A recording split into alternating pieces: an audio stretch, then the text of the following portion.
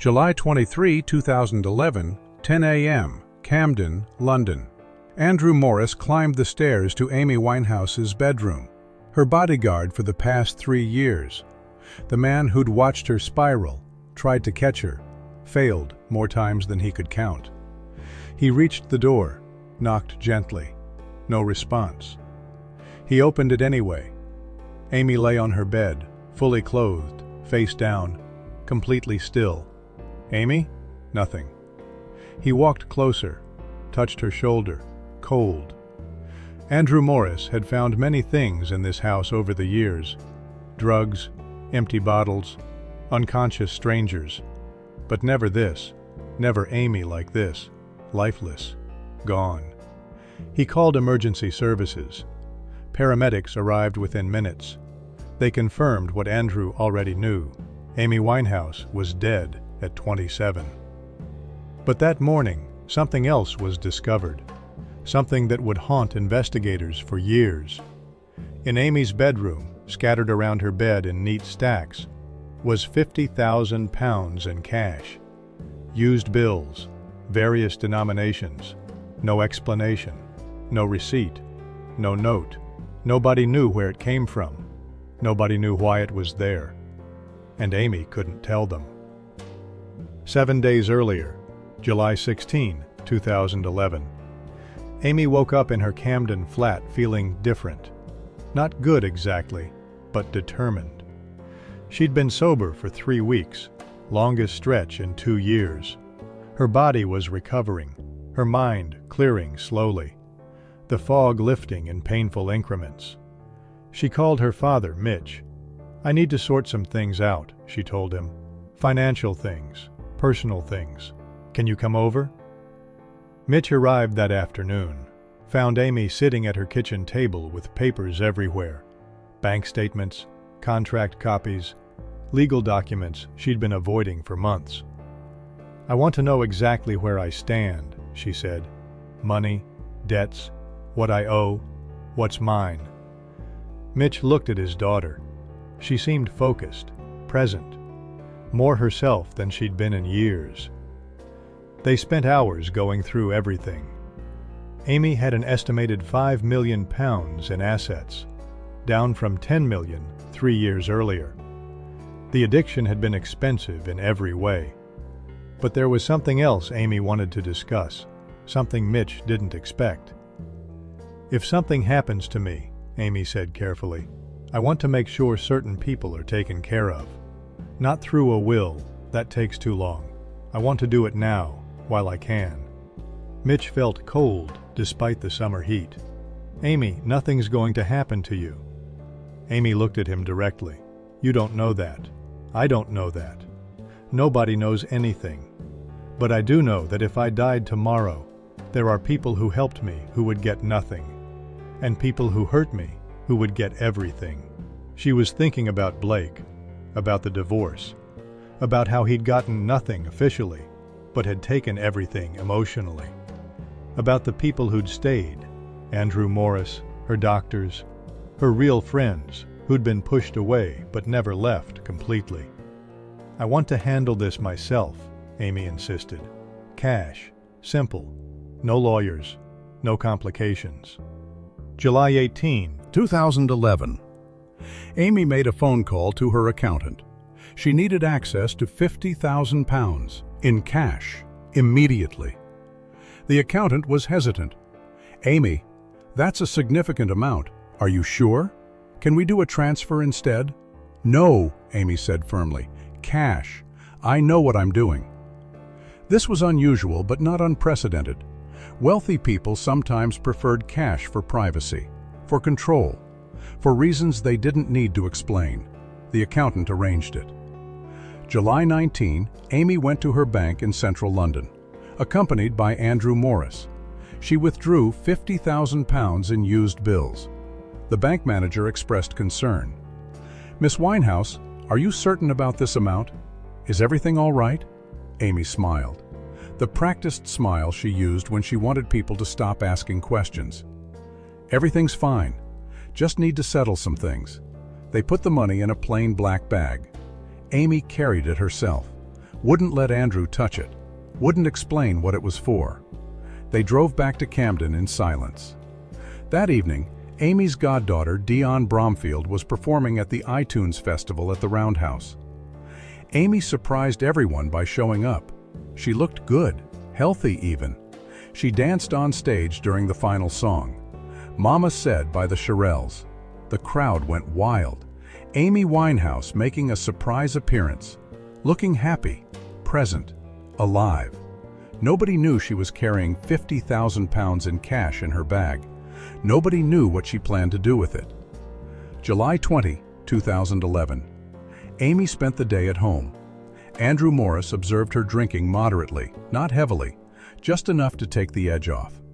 She was watching old performances on her laptop, her own shows, Ronnie Scott's, Glastonbury, the good years, before everything fell apart. "Do you ever wish you could go back?" Andrew asked her. Amy looked up. "No, I'd just fuck it up again. Same mistakes, different timeline." She paused. "But I do wish I could fix some things. Make up for damage I caused, people I hurt."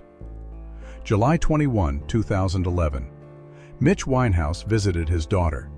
He was flying to New York the next day, but Amy insisted he come over. She'd found old family photographs, wanted to look through them together. They sat in her living room for hours, looking at baby pictures, childhood memories. Amy before fame, before addiction, before the world knew her name.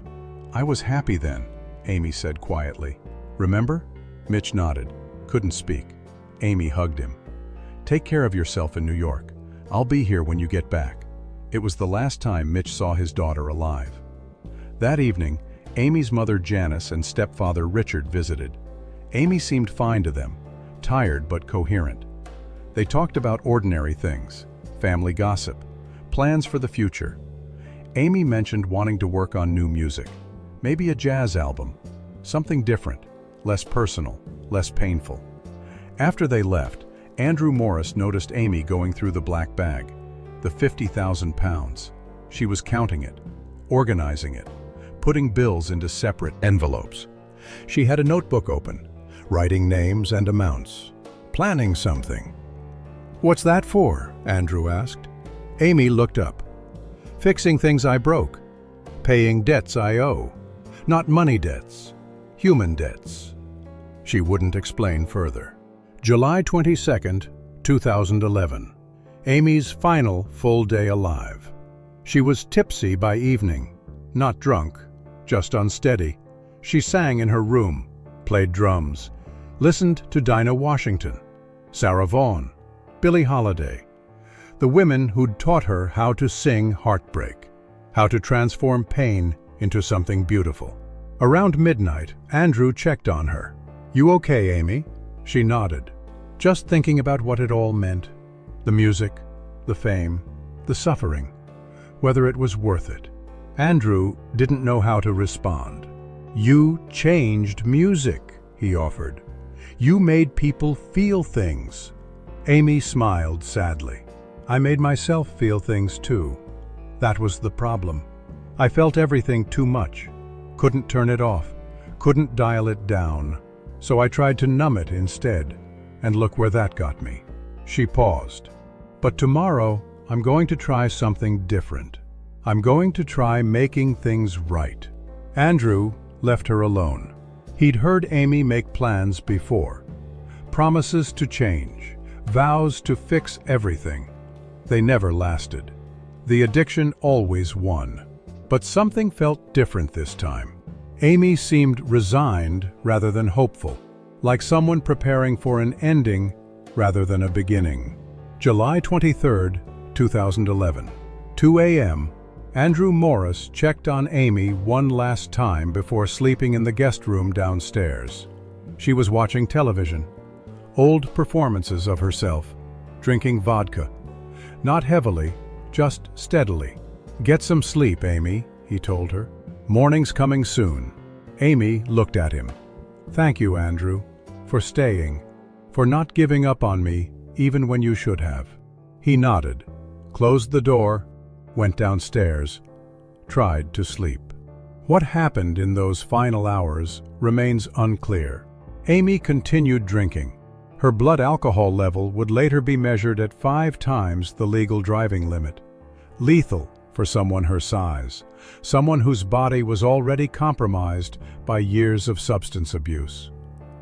But she also did something else.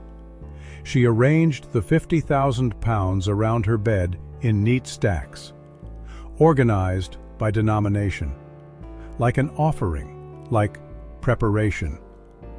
The envelopes she'd been filling were placed on her nightstand, each one labeled with a name, each one containing a specific amount. One envelope, Andrew, for staying, 5,000 pounds. Another, Dr. Romete, for trying, 3,000 pounds. Another, Juliet, for forgiving, 4,000 pounds. 7 envelopes total, 32,000 pounds distributed, 18,000 remaining in a larger envelope marked simply, "The ones I couldn't find to thank in person." At some point between 2 a.m. and 10 a.m., Amy Winehouse died, alcohol poisoning, her compromised body finally giving out. She died alone in her bedroom, surrounded by money she'd intended to give away, surrounded by attempts to make things right, surrounded by evidence that she'd known somehow that time was running out. 10 a.m., Andrew Morris found her, called emergency services. Paramedics confirmed death. Police were notified immediately. This was Amy Winehouse, international celebrity. The scene needed to be documented carefully, investigated thoroughly. That's when they found the money, 50,000 pounds in cash, scattered around the bed, organized in stacks. 7 envelopes on the nightstand, each labeled with a name and containing money. The police photographed everything, documented the scene, tried to understand what they were seeing. The money was legal. Amy's withdrawal was verified by her bank, but the intent remained mysterious. Why had she withdrawn it? Why arrange it around her bed? What did the envelopes mean? The 7 people named in the envelopes were contacted. Most had no idea Amy had been planning to give them money. Andrew Morris broke down when police handed him his envelope. "She didn't need to do this," he said through tears. "I stayed because I cared, not for money." Dr. Christina Romete, Amy's physician who'd tried desperately to help her get sober, received her envelope 3 days later. She opened it to find 3,000 pounds and a note in Amy's handwriting. "For all the appointments I missed. For all the times I said I'd try and didn't. For not giving up on me, even when I gave up on myself." Juliet Ashby, Amy's childhood friend who'd been pushed away during the addiction years, received 4,000 pounds and a note. "For the friendship I destroyed. For the trust I broke. For still answering when I finally called. I'm sorry it took me this long to say sorry properly." The 18,000 pounds in the unmarked envelope sparked the most questions. Who was it meant for? Amy's note said, "The ones I couldn't find to thank in person." But who? Investigators cross-referenced Amy's recent phone records, bank statements, email history. She'd been trying to reach people, old friends, former colleagues, people from her early career who'd helped her before fame destroyed everything. One name appeared repeatedly: Tyler James, Amy's first love, her oldest friend, the man who'd given her demo tape to his manager, starting her career. Tyler had been largely absent from Amy's life during the addiction years. Not because he didn't care, because watching someone you love destroy themselves is unbearable.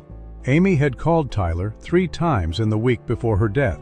He never answered, didn't know she was sober, didn't know she wanted to make amends. When police contacted him after Amy's death and told him about the money, Tyler collapsed. She was trying to say goodbye, he realized. Not goodbye like ending friendship. Goodbye like she knew she was dying. Other names emerged. Musicians Amy had worked with, studio engineers, backup singers, people who'd made her career possible but never got rich from it, people she'd lost touch with during the chaos, people she wanted to thank before it was too late, but she'd run out of time. The money remained unclaimed, held by her estate, evidence of intentions never fulfilled. Mitch Winehouse returned from New York to a nightmare. His daughter dead, the media circus already beginning, and £50,000 in cash that made no sense. "This is very Amy," Mitch said later. "She always wanted to fix things directly. No bureaucracy, no lawyers, just here, this is for you, I'm sorry, thank you." But why cash? Why so urgent? Why that specific amount? The family had no clear answers. Amy's accountant confirmed she'd been unusually focused on financial matters in her final week. Unusually organized, like someone putting affairs in order. Mitch couldn't help but wonder, did Amy know? Did she have some premonition, some sense that time was ending? "She told me to take care of myself in New York," Mitch recalled, the way she said it, like she was saying goodbye. "But I thought it was just Amy being dramatic, being sentimental. I didn't think—" He couldn't finish. The what-ifs were too painful. Janice Winehouse, Amy's mother, had a different theory. Amy always felt guilty about the addiction, about hurting people, about disappointing everyone. "I think in those final sober weeks, the guilt overwhelmed her. She wanted to make it right, do something concrete, something that couldn't be undone by getting drunk again." The money was Amy's way of taking control, of acting rather than reacting, of fixing what she'd broken while she still could. Except she couldn't, not completely. The addiction got there first. The £18,000 remained in estate liminal in general pounds to develop equally 90 states. The £18,000 remained in the state liminal in general pounds remained in estate liminal in general pounds. The £18,000 remained in the state liminal in general pounds remained in estates. The £18,000 remained in the state liminal in general pounds remained in estates. The £18,000 remained in the state liminal in general pounds remained in estates. The £18,000 remained in the state liminal in general pounds remained in estates. The £18,000 remained in the state liminal in general pounds remained in estates. The £18,000 remained in the state liminal in general pounds remained in estates. The £18,000 remained in the state liminal in general pounds remained in estates. The £18,000 remained in the state liminal in general pounds remained in estates. The £18,000 remained in the state liminal in general pounds remained in estates. The £18,000 remained in the state liminal in general pounds remained in estates. The £18,000 remained in the state liminal in general pounds remained in estates. The £18,000 remained in the state liminal in general pounds remained in estates. The £18,000 remained in the state liminal in general pounds remained in estates. The £18,000 remained in the state liminal in general pounds remained in estates. The £18,000 remained in the state liminal in general pounds remained in estates. The £18,000 remained in the state liminal in general pounds remained in estates. The £18,000 remained in the state liminal in general pounds remained in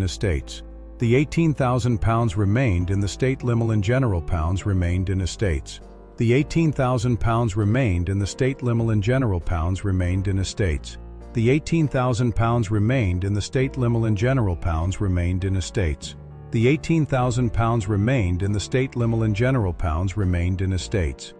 £18,000 remained in the state liminal in general pounds remained in estates. The £18,000 remained in the state liminal in general pounds remained in estates. The £18,000 remained in the state liminal in general pounds remained in estates. The £18,000 remained in the state liminal in general pounds remained in estates. The £18,000 remained in the state liminal in general pounds remained in estates. The £18,000 remained in the state liminal in general pounds remained in estates. The £18,000 remained in the state liminal in general pounds remained in estates. The £18,000 remained in the state liminal in general pounds remained in estates. The £18,000 remained in the state liminal in general pounds remained in estates. The £18,000 remained in the state liminal in general pounds remained in estates. The £18,000 remained in the state liminal in general pounds remained in estates. The £18,000 remained in the state liminal in general pounds remained in estates. The £18,000 remained in the state liminal in general pounds remained in estates. The £18,000 remained in the state liminal and general pounds remained in estates. The £18,000 remained in the state liminal and general pounds remained in estates. The £18,000 remained in the state liminal and general pounds remained in estates. The £18,000 remained in the state liminal and general pounds remained in estates. The £18,000 remained in the state liminal and general pounds remained in estates. She couldn't, comes there first. Both Heaven's sudden pounds remained in estate limbo for months. The 7 named recipients received their money eventually, though some refused to keep it. Andrew Morris donated his £5,000 to the Amy Winehouse Foundation. "She gave me way more than money could ever repay," he said. "She gave me purpose, made me want to help people who are struggling." Dr. Romete used her £3,000 to fund addiction treatment for patients who couldn't afford it. "Amy would have wanted it used this way," she explained. "Helping people who are trying to get sober but don't have resources. People like Amy who needed help but couldn't access it properly." The remaining £18,000 eventually went to the Amy Winehouse Foundation. Her family decided that's what Amy would have wanted. Money meant to thank people she'd lost touch with, now being used to help young people avoid Amy's fate. Addiction treatment, music education, mental health support. But the mystery remained. Why did Amy feel such urgency? Why cash? Why arrange it around her bed like that? The envelope suggested planning, organization, someone preparing for something. But what? Some investigators privately wondered, did Amy intend to die that night? The money arranged ceremonially, the envelopes prepared, the goodbye visits to family, the focus on settling accounts. It looked like someone preparing for death, someone saying goodbye methodically. But Amy's final phone call to Dr. Romete contradicted this theory. "I don't want to die," Amy had said. She'd attempted sobriety, was trying to recover. The money seemed more like preparation for living better rather than dying consciously. But the truth remained unknowable. Amy took it with her. What investigators did know: Amy Winehouse spent her final sober week trying to make amends, trying to thank people, trying to fix relationships her addiction had damaged. She withdrew £50,000 in cash because she wanted to do it personally, directly, without bureaucracy or delay. She wanted to hand people money and say, "Thank you for staying. I'm sorry I hurt you. You mattered more than I showed." She ran out of time before she could complete it. Died surrounded by money meant to express gratitude. Died before she could hand Andrew his envelope personally. Died before she could find Tyler. Died before she could thank everyone who deserved thanks. The addiction won one final time.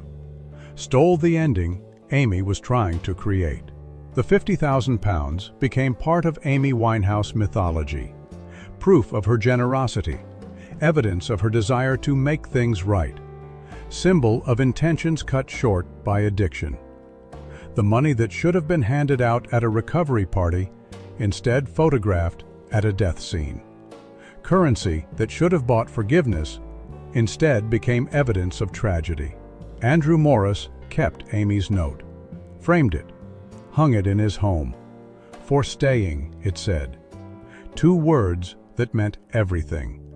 Acknowledgement that staying with someone through their worst is valuable, that presence matters, that not abandoning someone when they're destroying themselves is its own form of heroism. Amy understood that, wanted to honor it, ran out of time. The 7 people who received envelopes all kept Amy's notes, her handwriting, her words, her attempts to say sorry and thank you simultaneously. The notes mattered more than the money. Proof that Amy, in her final sober days, was thinking clearly enough to identify who she'd hurt, who'd helped, who deserved recognition. That capacity for self-reflection was both hopeful and heartbreaking. Hopeful because it showed growth, heartbreaking because she never got to complete the growth. The £50,000 mystery is ultimately a story about addiction's cruelty. Amy Winehouse was trying to get better, was 3 weeks sober, was organizing her life, was making amends, was doing everything right, and she still died. Addiction doesn't care about good intentions, doesn't wait for you to finish making things right, doesn't give you time to say proper goodbyes. Amy withdrew that money on July 19th, died on July 23rd. 4 days between action and death. 4 days when she was sober enough to plan, organized enough to prepare, clear-headed enough to understand what needed fixing, and still not strong enough to survive. Her body, compromised by years of abuse, couldn't handle the alcohol she consumed that final night. Even moderate drinking had become lethal. The medical examiner concluded accidental death. No suicide, no intent to die. Just a body pushed too far for too long, finally giving out. Amy wanted to live, wanted to fix things, wanted to thank people, wanted to start over. But wanting isn't enough when addiction has already won. 50,000 pounds in cash arranged around a dead body looks like crime scene evidence. But it was actually love language. Amy's way of saying, "I see what you did for me. I know I didn't deserve your loyalty. Here is tangible proof that I valued what you gave. Thank you for staying when leaving would have been easier. Thank you for trying to save me even though I made it impossible. Thank you for not giving up even though I gave you every reason to."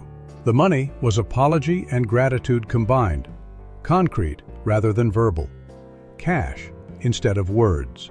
Because words failed Amy. She'd said sorry so many times it lost meaning, promised to change so often nobody believed anymore. So she tried something different, something that couldn't be taken back or forgotten or dismissed. Physical evidence of remorse, tangible proof of appreciation. It almost worked. Would have worked if she'd lived 4 more days, if she'd managed to hand out the envelopes personally, if she'd found Tyler and the others, if addiction had given her just a little more time. But addiction doesn't compromise, doesn't negotiate, doesn't care about your redemption arc. It just takes. And it took Amy before she could finish. Did Amy know she was dying? Not consciously, perhaps, but did some part of her understand time was running out?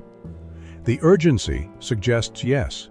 The focus, the organization, the methodical goodbye visits, the cash withdrawal, the envelope preparation.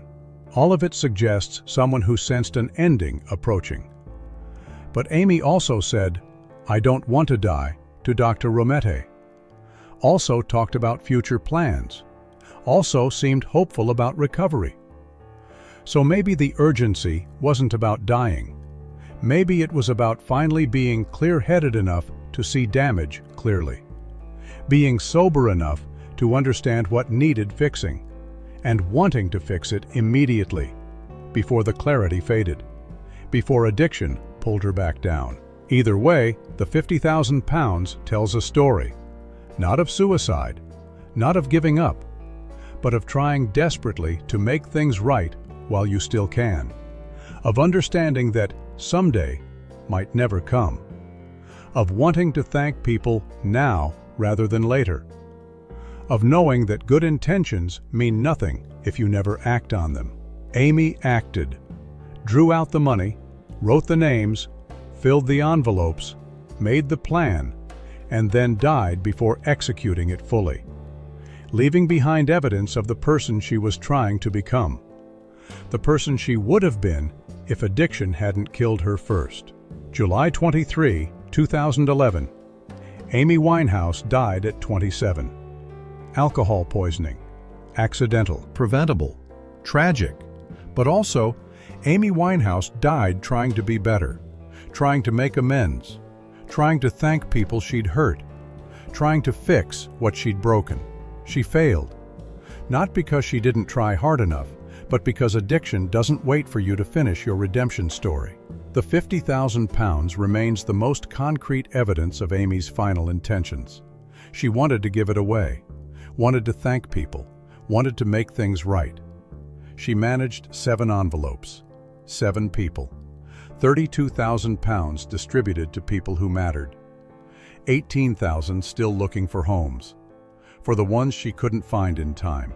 Money can't buy forgiveness, can't undo damage, can't resurrect relationships destroyed by addiction. But it can say, I see you, I remember, you mattered, thank you. Amy understood that, used cash as language when words had failed too many times, tried to express gratitude tangibly, concretely, permanently. She almost succeeded. Would have succeeded if she'd lived just a little longer. But addiction took the ending before Amy could write it. Took her life before she could finish fixing it. Took everything before she could give away that £50,000 the way she'd planned. The money was found around her bed, evidence at a death scene. But really, it was love, gratitude, apology, hope, all the things Amy wanted to express but ran out of time to say. All the intentions that remained unfulfilled. All the goodbyes she never got to deliver properly. £50,000 in cash. 7 envelopes with names. 18,000 still unclaimed. And Amy Winehouse gone at 27. Surrounded by money meant to buy not forgiveness, but acknowledgement, understanding, a tangible thank you to the people who stayed, who tried, who cared enough to not abandon her. They never got to receive it from her hands, never got to hear her say the words, never got to witness her making amends properly, because addiction doesn't wait, doesn't pause for redemption, doesn't give you time to finish becoming the person you're trying to be. Amy tried anyway, drew out the money, made the envelopes, wrote the names, planned the thank yous, and died before completing it, leaving behind the saddest kind of evidence, proof that she was trying, proof that she wanted to be better, proof that good intentions aren't enough when addiction has already won. The £50,000 mystery isn't really a mystery, it's a tragedy. Amy Winehouse trying to make things right, running out of time, dying surrounded by gratitude she never got to express properly. Money meant to say thank you becoming evidence at a death scene instead. That's the real story of the cash. Not where it came from, but where it was supposed to go. Who it was meant to thank, what it was trying to say, and why it never reached its intended destinations. Because Amy Winehouse died before she could finish, before she could hand it out, before she could look people in the eye and say, thank you for staying. I'm sorry I hurt you. You mattered more than I showed. She wanted to, she planned to, she tried to. She ran out of time, and the £50,000 remained, forever undelivered, forever incomplete, forever proof that sometimes good intentions die with you, that sometimes you don't get to fix everything, that sometimes addiction wins, even when you're trying your hardest to beat it. That's the truth nobody wants to hear, but it's the truth the money tells. Amy Winehouse died trying to be better, trying to make amends, trying to thank people. She just didn't get to finish. Addiction made sure of that. Took her before she could complete her redemption. Took her before she could hand out those envelopes. Took her before she could say goodbye properly. £50,000, 7 names, 18,000 unclaimed, and Amy gone forever. That's the mystery. That's the tragedy. That's the truth.